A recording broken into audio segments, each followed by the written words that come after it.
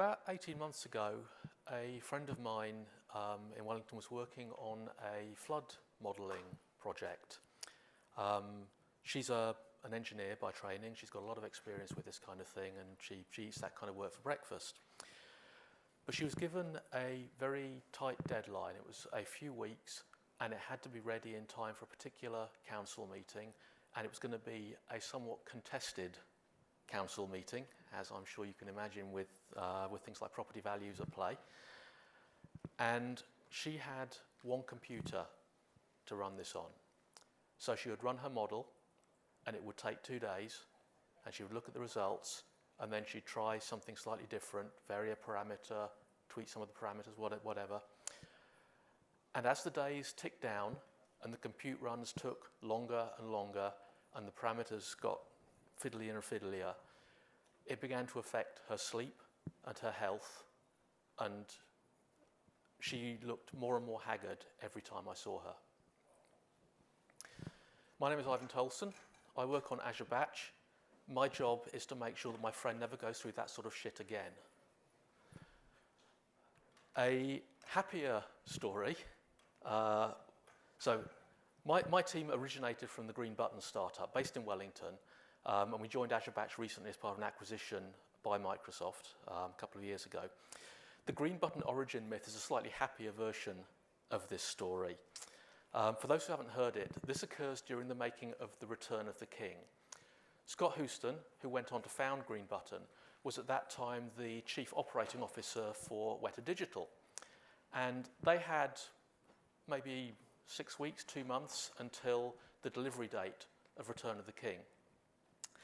Now, movies aren't like computing projects. You don't get to declare a slip on them.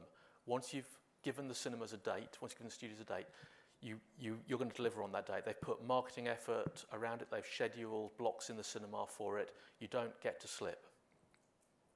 So when Peter Jackson calls Scott up to his office and says, "I've got this great idea for the Battle of Minas Tirith," Scott's going, "What's going on here? I've got this many animators. I've got this many cycles of compute time. It's all blocked out. I've got nothing more I can do in the timeframes I have." He's going, "I want these shots, and I want this, and I want this." And Scott's jaw is gradually dropping further and further. But apparently, if you're in the Wellington film industry, you do not get to tell Peter Jackson that he can't have his shots. So Scott gets on the phone to IBM in the US and says, "I need a data center, and I need it now." And they build one, and they put it on a plane, and meanwhile Scott is hiring a building and he's putting in power and cooling and all that sort of stuff. The data center gets on the jet, arrives in Wellington, gets airlifted across to Taranaki Street, dropped into the building, and Peter Jackson gets his shots. And 3 weeks later, that data center is out of use. I'm not sure how much of that story is true. I think every time Scott has another whiskey, it gets slightly more exaggerated, but at least it's got a happier ending. So speed matters. Speed matters not in and of itself. We're no longer in the kind of the cult of more and more cycles, but it matters because it affects whether you can deliver projects, what the human cost of delivering those projects is, what risks you face when delivering those projects, and what projects you can't deliver. It affects your customers. If you're delivering data to your customers, they want it to be timely. If you've committed to hitting a deadline, then your customers want you to hit that deadline no matter that your computer is a bit slow today. As developers, we know that we want rapid feedback. We want to be able to iterate very quickly, and we can iterate in a matter of seconds or minutes or hours rather than days or weeks. We can get better results, and we can get them in a more controlled manner.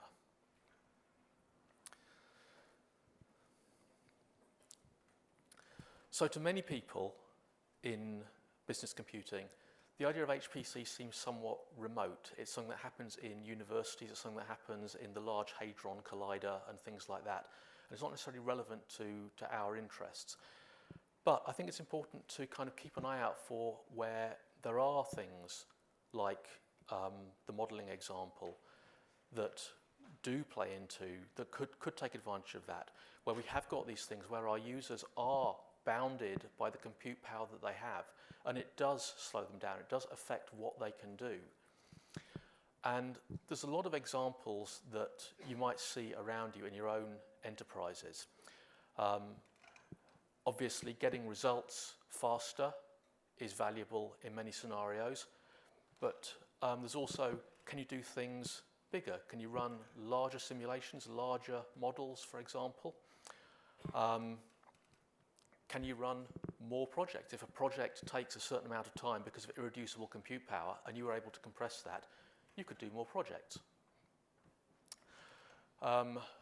You can explore new possibilities, hypotheticals. So this is sort of scenario-based. It's almost a classic Excel thing of what if? Let me try putting in a different parameter, maybe try introducing a different factor, and see, is there something that's maybe we hadn't considered, hadn't thought about.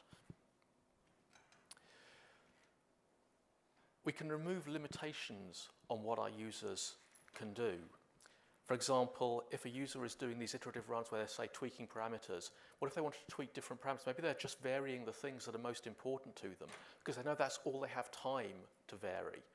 But they could get better results if they're able to try varying more things, figuring in more factors, and experimenting with different ranges of things. They can make their models more complex for the same reason because more compute power can deal with more factors. They can model larger geographic areas or spans of time.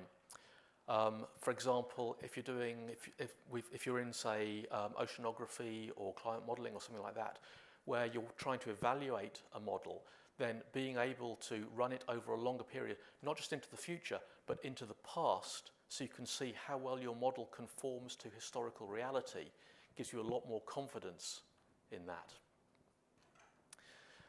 You can generate more accurate results by doing more accurate modelling. Again, to look at the oceanography example, we're working with somebody who was doing modelling of a coastal region, and they were limited to, I think it was 20-kilometre cells. So they basically take each 20-kilometre box of the ocean as a single thing and model heat flows and stuff, sciencey stuff, between them. And they were kind of, well, you know, this is great because, you know, you guys have enabled me to run much larger simulations and over long periods of time. That's great. You know what would be even greater is I'd love to be able to bring that down to, say, 15 or 10-kilometre cells. Is there anything just possibly you could do? Yeah, we can do that. What about 5-kilometre cells? Would 5 kilometres? I would love that! And this is the nice thing, because in the IT industry, we are used to saying, no, you can't do that. Sorry, it's too expensive. We haven't got the hardware for it. We'd need a huge investment. I'd need to get CEO sign-off on that. But with cloud, with incremental burst cloud, with the ability to sort of turn HPC on like a tap, you can be the hero.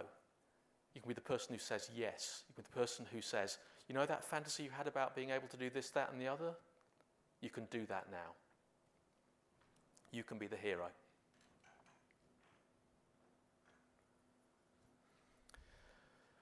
We heard a lot in the keynote about creativity and transformation, and I think one of the things that hyperscale gives us is the ability to think about things that we might not otherwise even consider. One of our customers took on this HPC challenge of what would you do if you had 100,000 cores? And they thought, well, you know, we would never usually use that. We'd not usually consider that. What if we costed life insurance for every single person in the whole world, all 8 billion or whatever of them? Well, we could never normally do that because it would take 19 years. You know, we've thought about this. If we put a computer on it full time, 24/7, 19 years. What if you had 100,000 cores? Well, it might take a while to spin those up. 10 hours. Well, how about how long it takes to run the model? 2 hours. from 19 years to 2 hours.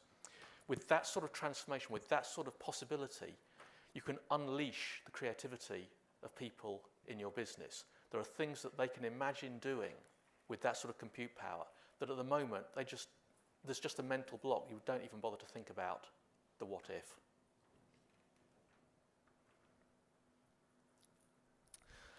So, what has Microsoft got to offer you for actually doing all of this stuff? Well, this being Microsoft, we have 4 different solutions, because of course we have 4 different solutions.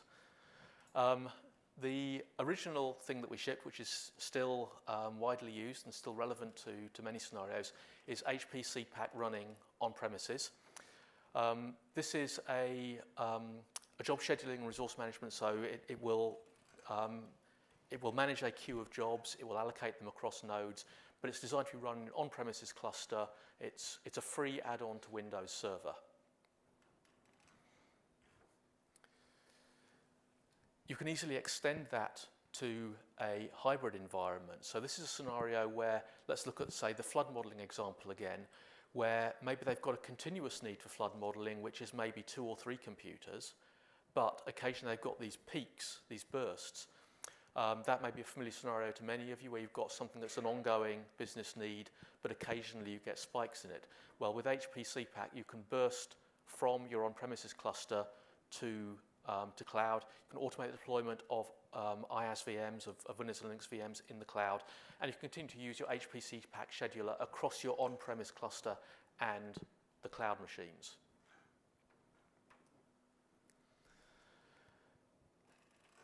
The next step in cloudifying this is to take your HP CPAC into the cloud, run up a cluster of machines, cluster of virtual machines in Azure using the IaaS virtual machines facility, and just run HP CPAC or your other preferred scheduler across those. We have templates for that, so we have Azure Resource Manager templates, we have scripts, and we have operating system gallery images to get you started with that.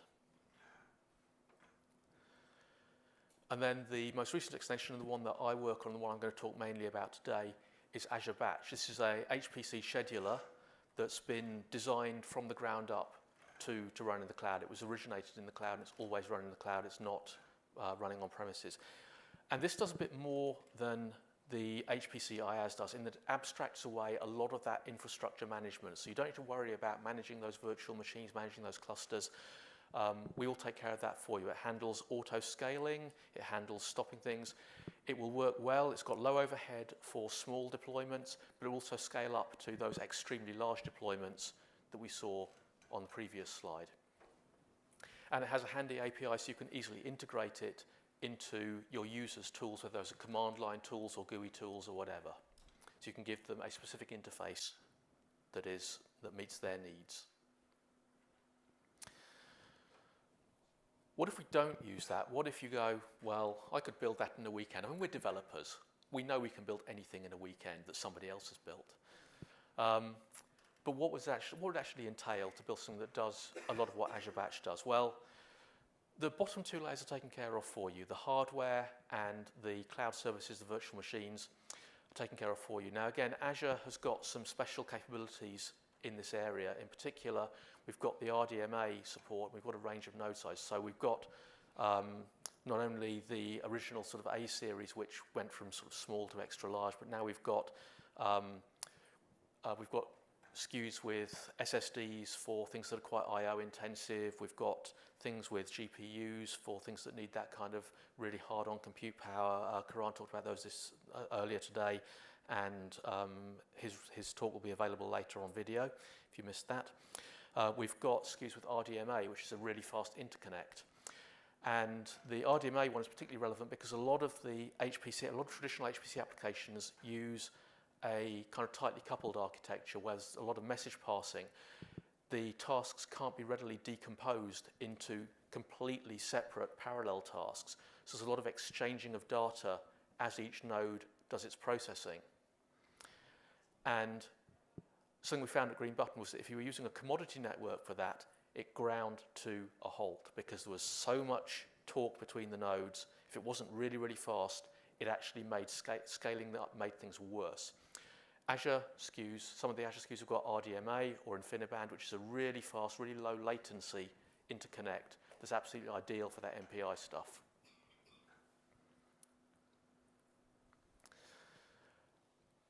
But once you've kind of got above those basic levels, if you're not using batch, there's a lot of work you have to do to handle moving to hyperscale.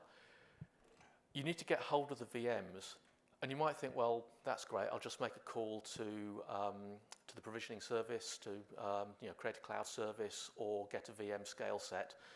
Well, the problem is that those begin to kind of top out around, I don't know, maybe 50 or 100 machines. I mean, it varies depending on what region you're in and what kind of cluster you're in, what kind of machines you're trying to get hold of.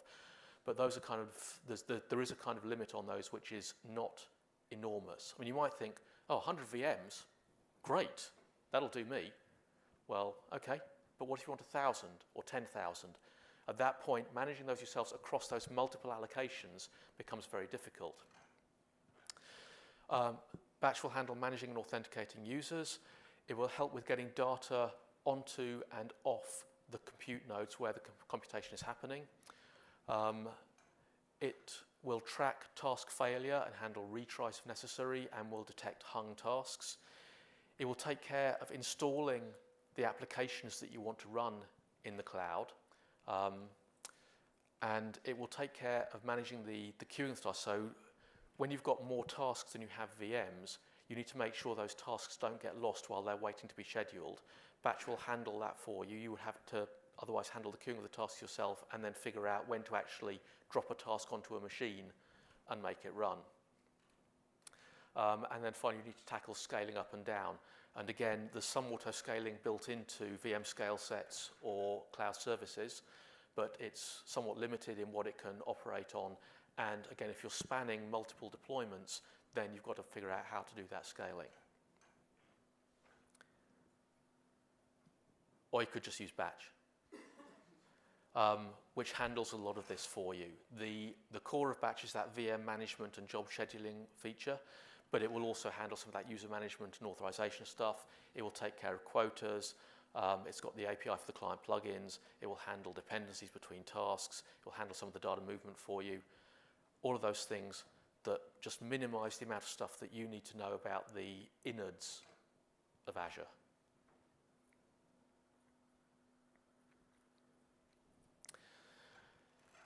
How do you know if you've got one of these applications that actually makes it worthwhile looking into this stuff? Well, there's a number of common patterns that are very susceptible to HPC, to being run under HPC.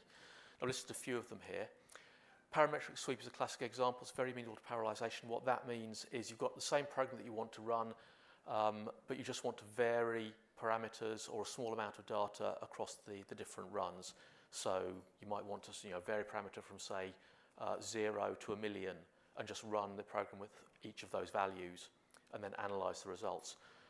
Monte Carlo is kind of similar, but that's more, I've got the same program, it's got a random factor in it, I just want to run it 1,000,000 times and collate the results. And the internal randomization will take care of the variation for me. Divide and conquer, where you split a piece of work into multiple chunks of work that can each be done separately, and those can then be spanned across all of those VMs.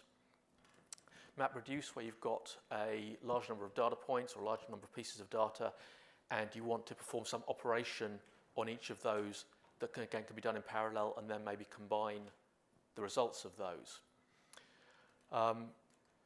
Some of the machine learning stuff like genetic algorithms or neural nets, for example, the training phases of a neural net or the construction of a genetic algorithm, where there's a lot of iteration involved. If you're doing anything like that, that can be speeded up by moving to scale. Even simple things like search can benefit from this. There's often an upfront cost with that, where you're doing a search across a large amount of data, where you've got to move that data into the cloud, and that can be costly. But once that's done, being able to search across that in a very parallelized way is very efficient. We'll see examples of that later on. And analytics and reporting.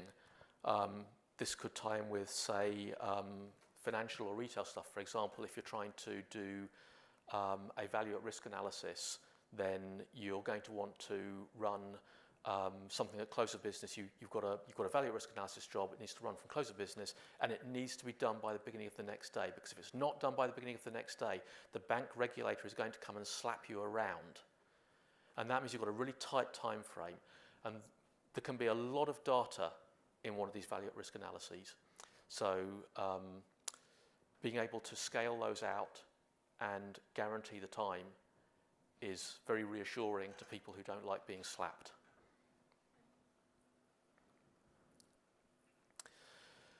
There's a number of common usage patterns for these.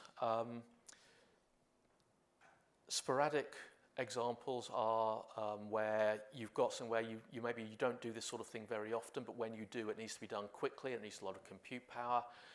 You've got cyclical things. Again, value at risk would be, say, a daily example. There's other things that are maybe weekly. End of period jobs that might run every year, or more commonly every quarter. So maybe a quarterly reconciliation, or producing a set of financial results, or market analysis, or something like that. Projects where the project might demand computing power all the time, but the project itself is bounded. So this is your Peter Jackson example, where he needs sort of 2 weeks of really intense compute power to do this one scene, but once it's done, he doesn't need that anymore. And then there's constant, the continuing business need, where you've kind of got a trade-off there between, do you do things on premises where you pay for the hardware and then you only need to look after it, or do you use the cloud for that because you've got an appropriate deal, or because the cost of looking after a data center is something that's not core business for you. Right. I'll talk a bit about the Azure Batch architecture. Batch kind of cleaves into two main chunks of functionality, which are kind of joined together at the moment. They can be kind of prized apart slightly, but it's a little bit difficult. But it's useful to think about them in two separate contexts. And those are jobs and tasks, which represent work to be done, and pools and nodes, which represent compute power that can do that work. The relationship is not one-to-one. You can have multiple jobs running on one pool, though each job runs on only one pool. Within a job, you have a bunch of tasks. So a job is really just a container. It doesn't do anything more than that. And into that, you put tasks, which are just command lines you want to run in the cloud, basically. So these might be your parametric sweep command lines or your Monte Carlo command lines. They're just programs that you want to run. A job is associated with a pool, and a pool contains nodes. As tasks become available, Batch schedules them to nodes, and again, you've got certain policies you can use to control that. And the nodes just run the command lines and produce the output as required.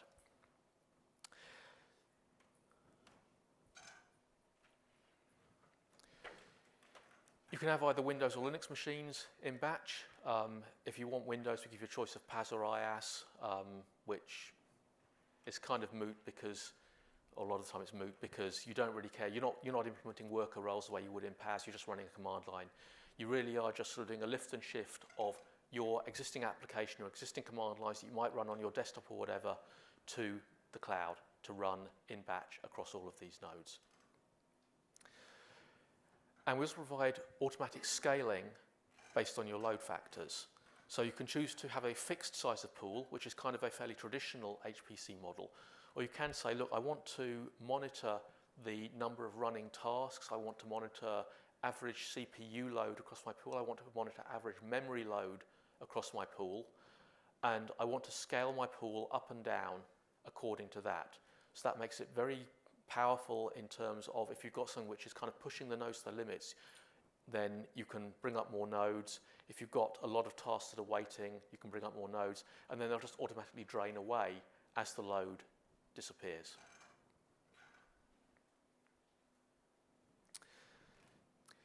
Getting applications onto the node in a lift and shift scenario is obviously very important.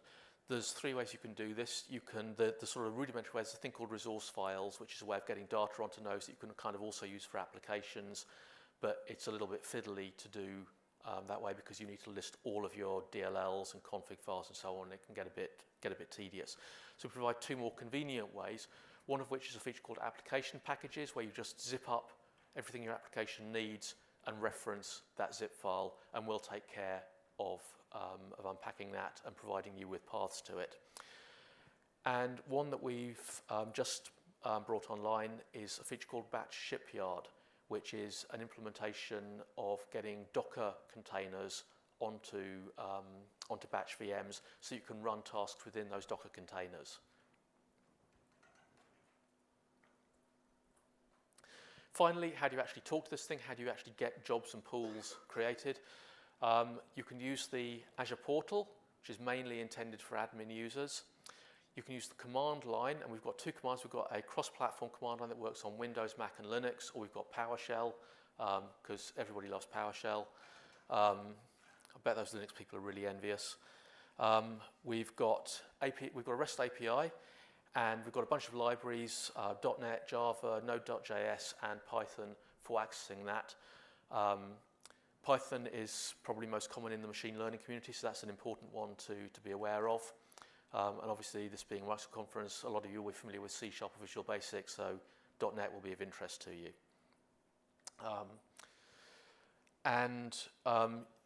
As developers, we can use those to build custom experiences.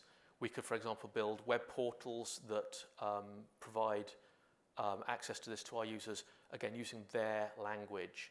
Or we can build little plugins that integrate into the GUIs that they're familiar with. We have a sample, for instance, of the Blender rendering engine.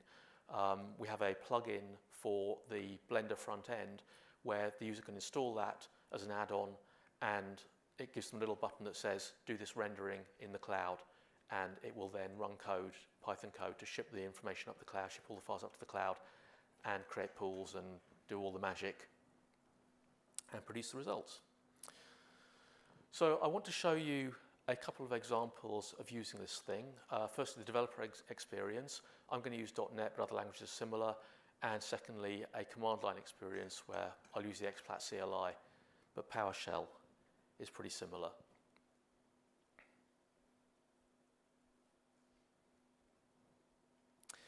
Now, this is a very trivial example, I have to warn you. People here familiar with ping? Ping. Yeah, it's not a high-load program, not normally, and this will not be any different. So this is just to show you how the batch API is used. This is not to show you a real compute load running for real. So I've brought in a NuGet package, Microsoft.azure.batch, and that gives me this batch namespace. And what I'm going to do is I'm going to create a batch client object, which is just a starting point. It's the thing that gives me access to the batch API using my credentials. Then I'm going to call the list pools API to find out if the pool that I want to use has already been created. If you had more knowledge of your environment, then you wouldn't need to do this. I've actually created that pool already because creating pools takes a little while, so I didn't want to keep doing that. But if I did need to create a pool, then that is how I would do it. And this is a common pattern in the .NET batch client. Use this client.somethingoperations.createXXX, set up properties on that, and then do a commit of that resource. Since that pool exists, I don't need to do that, but I do need to create a job. So I need to give it an ID, and I need to say which pool it's going to run on. And then once again, I commit that, and I'll just update its details so that I can use it. Now, if I go into the portal,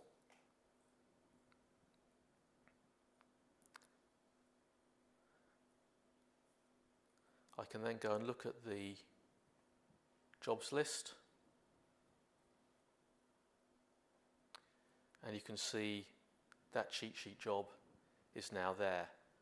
And at the moment, that hasn't got any tasks in it. Creating a job is just a container. There's no work to be done at the moment. How do I create a task? Well, having told you there was a pattern, I now tell you there's a different pattern. We create a cloud task object, give it an ID and a command line, and then add that task.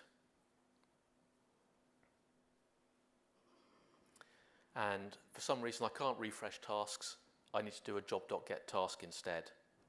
Go figure. If I look in the portal now, you can see, thanks to the power of Azure, that task is already completed. That has already pinged localhost. And if I wait for it to complete, it'll happen immediately. That means, great, I can terminate that job. I'm not going to do anything more with that job. And I can now get the output off the node.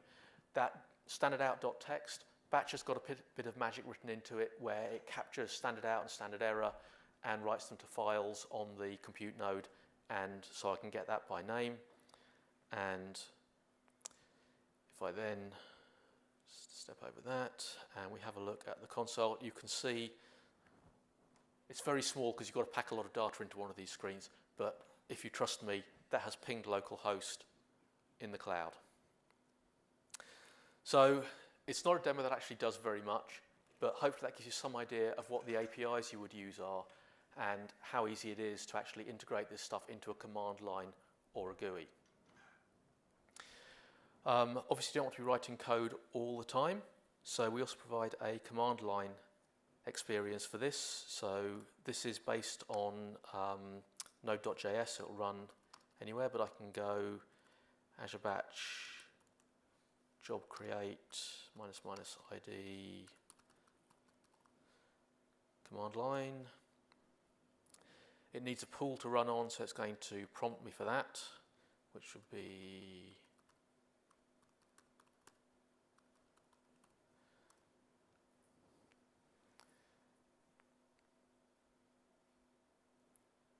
and if I were to look in the portal, then that would be there now.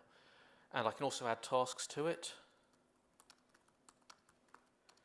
For some reason, it likes to go into dark mode after creating anything. So I apologize if you can't see it, but it's just, it obviously feels very gothic. So that's going to go into CMD line. And now does this odd thing of it prompts me for a JSON file name. And the reason it does that is because tasks are complicated enough that it thinks, actually, I don't think it's a great idea for you to be building one of these things at the command line, putting all these complicated parameters in there. I'd rather have the details in a JSON file. This is actually kind of handy because it means that you can have, for example, canned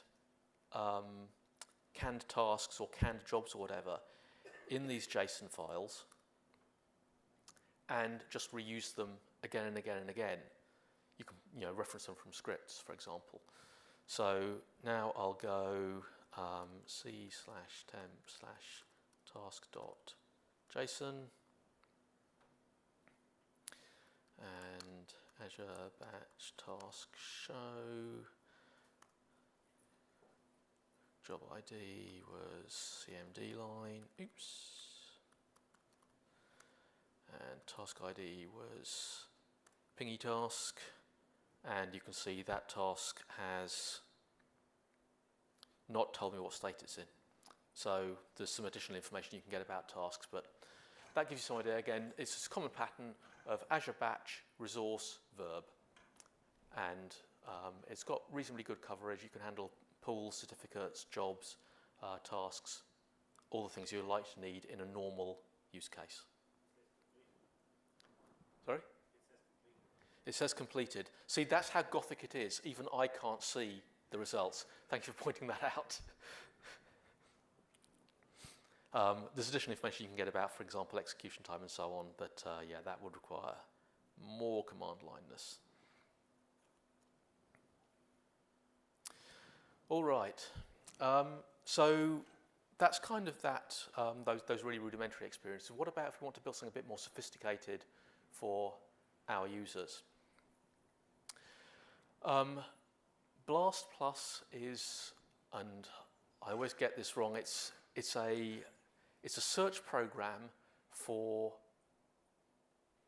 molecules or chromosomes or something like that, some kind of sciencey genetic thing, biochemistry stuff. And this is the search use case I mentioned earlier. The problem that BLAST faces is that it's searching in a huge amount of data. So you're looking for a particular protein or whatever in a really long string or a chromosome in a really long string of DNA, and that search is actually quite compute intensive. So if you've got a lot of these searches, they take a lot of time. That's an ideal candidate for parallelization. We'll just run the searches in parallel across lots and lots of nodes. But now we have a problem because we are dealing with scientists. They may know a lot about genomics and about proteins and about DNA, but they know jack squat about Azure and about the Azure portal and about the Azure command line, and they care even less than that. So what can we do for them? Well, we can build them a tool that talks in their language. So to a scientist, what they care about in BLAST Plus is doing a search. Fine, I'll start a search. Oh, well, that sounds good. It's a sciencey thing that I want to find. I'll find it in the Swiss protein database. And what is the thing I want to find? What are the things I want to find? Well, I want to find quite a lot of proteins, protein sequences. I'm hoping that the Wi-Fi is not going to hose me here. And maybe I'll try it on a small pool with not many machines in it, and we'll see how that goes.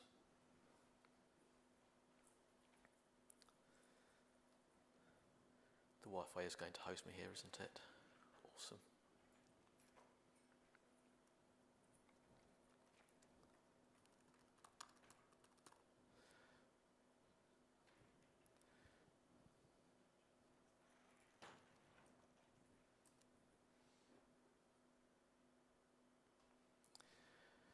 Or, if I'm a rich scientist, I could run it on a large pool. Let's see how we're doing. Okay, so that seems to have gone in. Let's look at our searches. Okay, so that's been kicked off. That one is still having a bit of a think. So notice that we've tried to do this in terms that the scientists are going to understand. They understand about the idea of a particular database, they understand about the queries that are involved, and they'll understand results. So I've got some that I looked at earlier where that's all done, and I can visualize the results of those. And now this is one of those developer-consumer disconnects. I have no idea what this means, but I'm told that it's right. And I'm told that scientists will go, "That's fantastic!" And probably fling their lab coats around in glee. But to me, it's a trapezium, I'm afraid. Let's see how our searches are doing. So you can see that that faster science one that I kicked off earlier, that's taken 35 seconds to complete, whereas the other one was taking a bit longer. In fact, I ran it earlier here, and you can see that it's likely to take about three and a half minutes. Why is that? Because if I go and look at those pools, you can see that my large pool is 8 nodes of D14, which is a pretty chunky skew, and my small pool is 1 node of D5, which, to be fair, is also a pretty chunky skew. I think that's large or extra large in old Azure currency, which is quite a few cores, but it can't compete with the monster. So if you imagine a scientist doing thousands of those, hundreds of thousands of those per day, the ability to accelerate the work that they're doing by that degree is clearly valuable. 3 minutes to 30 seconds may not seem like a lot, but scale it up. Think of someone who's doing this all the time. Think of how much you hate 3-minute compile times. How much do you hate them? That's how much scientists hate 3-minute waits. The other thing I want to show you is an example of deep learning, but I can't because my demo broke. So I'm sorry about that. You guys have all had enough of deep learning already, yeah? No? But what I would like to show you is how this ties in with the Docker stuff. So here we go. So we have this tool called Batch Shipyard, which is a command line tool that we can use to launch Docker images and run jobs within those Docker containers. And this is driven off a set of configuration files. So for the deep learning one, for example, I could have a 3-node pool which has got some Docker configuration on it. There's also this job definition which sets up what the tasks look like. And once again, to me, this is an incantation. Let me make it a bigger incantation, maybe not quite that big. This MPI run thing, this is one of these infrastructures I referred to earlier where it causes the task to collaborate across multiple nodes. And then there's a bunch of plumbing and stuff. And eventually, we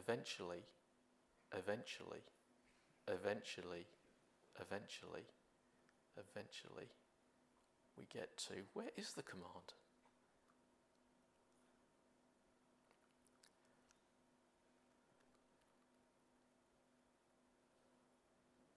I've actually lost the command. I think it's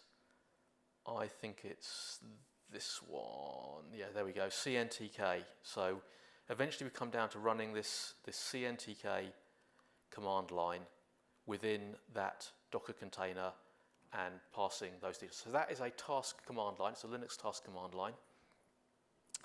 And when we use Shipyard to create a job, which, let me find my jobs.json, there it is.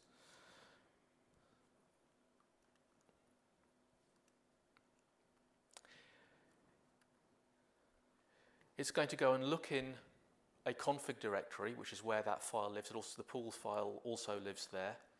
And it's going to run this add jobs command, which is going to go and look in that jobs.json, find the job spec, find the tasks, and create the job. So we're looking for a job called CNTK job multi3. And that will ponder for a while, talk to the batch API,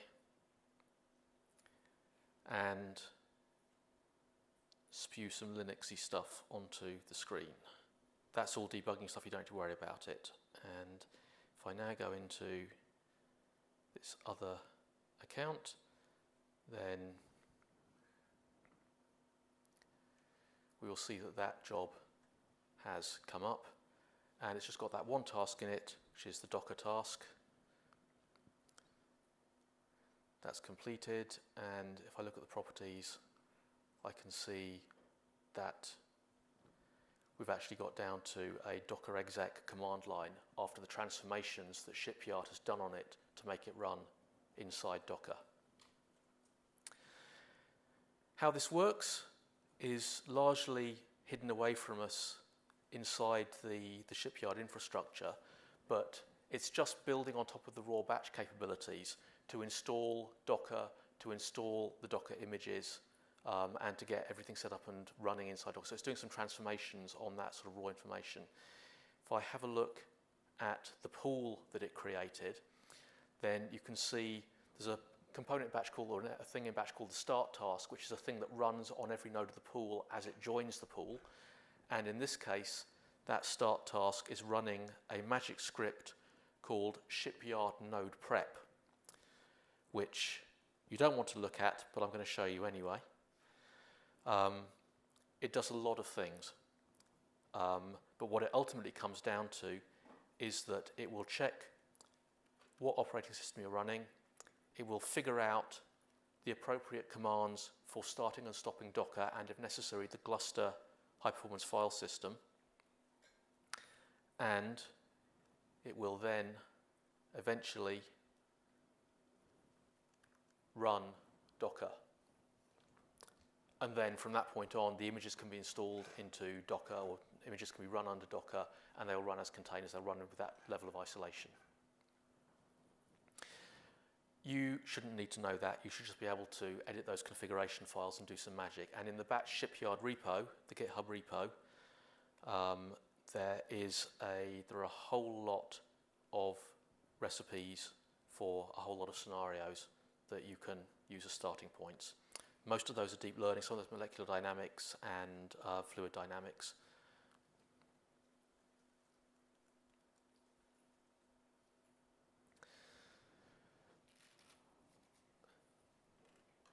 This is a Microsoft presentation, and therefore I've made it sound as though it was all easy, because that's what we'd like you to think. There are 2 PMs in the room, so I can't say how difficult it really is, but secret engineering sign. There are a lot of challenges involved in this. It is still a lot easier than if you were doing it all from the ground up, but don't think that you can just march up to batch, type in a couple of commands, and everything will just work beautifully. There's a lot of things you need to think about. One of the big challenges that we face persistently is data movement. Because you're often dealing with large volumes of data in these big compute scenarios, the cost, not the cost, but the time taken to get it up to the cloud is something you need to think about. Now, if your data is already in the cloud, then you're in a pretty good place. But if you're creating a lot of data locally, then have to transfer all of that to the cloud, then that can put quite a bit of time onto the front of your process. That may be a one-off cost if it's something like reference data, where you do it once and it takes many hours and then it's done and you just use it from that point on. But if it's job data, you need to think about, are there faster ways I can get it on? Are there ways I can anticipate what I can get on? Are there common things that I can put into some common location, only upload a subset of the data for each job? If the data is absolutely enormous, then even bringing it down to the compute nodes can be costly, because Azure storage has got a limit of, I think, 60 megabytes per second per blob.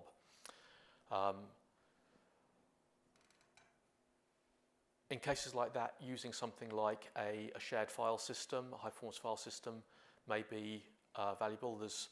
There are also file transfer utilities that can make this stuff go quicker. It's something to measure and be aware of. Don't assume that because your small toy example was fast, that your users' real examples will be fast. Find out what their data sets look like and make sure you test with those. Choosing the right VM size and shape is also can be a challenge. Again, there's no kind of one size fits all. Some jobs are small, some jobs are large, different workloads have got different characteristics. Do you need large amounts of memory but maybe not much CPU, or the other way around? How much I/O does the job do? Do you need those fast interconnects? And that's the internet communication side of things. You need to think about how quick it's going to be to acquire the capacity that you need. You don't want to leave a pool of 1,000 or 10,000 cores up and running all the time just so it's ready in case someone needs it, because that's going to cost you a lot of money. You want to have the capacity, ideally, just the moment someone needs it. But spinning up VMs takes a few minutes. If you've got somebody who's sitting there waiting for a result, if you've got a sales guy in an office with a customer saying, I'll just get those results for you. Oh, shall we go and get a cup of coffee? Well, it's still better than I'll come back tomorrow with them, but it's still, you'd rather get those things ahead of time, get the capacity ahead of time.